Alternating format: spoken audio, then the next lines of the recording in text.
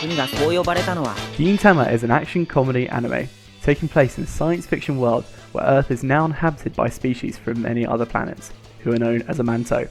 The story takes place in Edo, Japan, where not long ago, samurai in Edo staged a final attempt to resist this Manto takeover and to preserve the country as their own.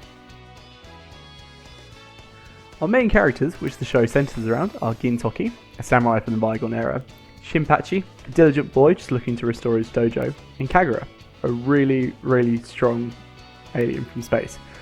They've also got a big white dog, who's also an alien as well. The show spends a large amount of time with supporting characters, which are also high in number, giving them opportunities to flesh out in greater detail. There are 367 episodes altogether, stretching over 10 seasons, or 7 shows if you would. Whilst this may seem daunting at first, the show benefits in having clear-cut arcs and segregation, which allows for the show to be easily picked up and dropped off and still result in the same amount of enjoyment against someone who tries to binge watch the whole series in one fell swoop.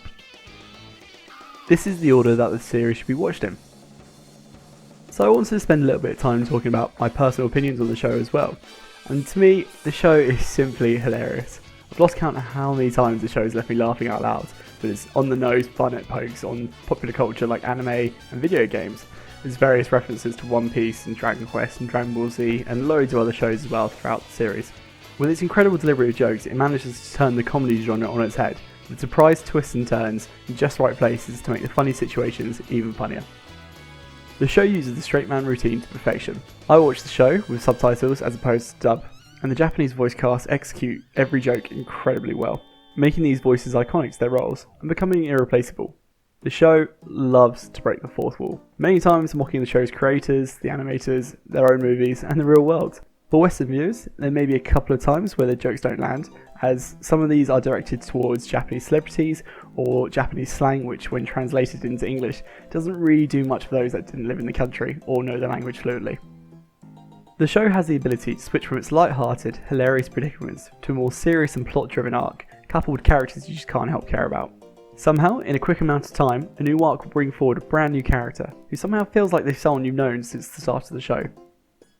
And whilst I've cried of laughter, I've also shed tears for characters and their arc resolutions, which have left me speechless sometimes and wanting more. The show started in 2006 and ran through all the way until 2018, so it's fair to say, where the animation wasn't so great on its action sequences at the start, the quality of this animation picked up over time, bringing forward some great and memorable battles. My only critique would be that sometimes you feel that the stakes aren't real. A character might take 4 or 5 fatal blows, and somehow every time they're near death, they're completely fine again when it comes to the next arc. And whilst I find it to be a positive that the story is broken into clear arcs, if you're not a fan of a certain storyline or a new character key to the plot, then you may be stuck with that character for a few episodes to come. You can find yourself getting tempted to skip 2 or 3 episodes at a time, trying to just move over a certain arc if you're not a fan of it, and this can sometimes pull you out of the show. I find some of the funniest episodes to be ones that hang on their own and essentially serve as breaks from the main plots. If you're looking for a clear and concise story thread, this might not be the best choice, as some story threads teased early on in the show can sometimes take 100 or 200 more episodes to come back to and resolve. The ending to the series may also leave some with a bit of an empty feeling that there should have been a bit more closure to what has been otherwise such a long and beloved show. Overall, I'd have to say this series is probably one of my favourites, with great humour, lovable characters, and the show being easy to pick up and drop off when you would like, as well as great action sequences and animation, towards the latter half of the show at least. Whilst the negatives being plenty of filler between key series arc beginnings and their resolutions, sometimes taking too long for you to find out what happened to a certain character maybe at the start of the series. And as I said, the ending may be a bit disappointing to some. I'd personally label the show as a brilliant watch, with rewatch values on some of my favourite arcs, but possibly not the whole show. Thanks for listening guys, and I hope you found this review helpful, and please stay tuned for more videos on movies, anime and video games. Bye.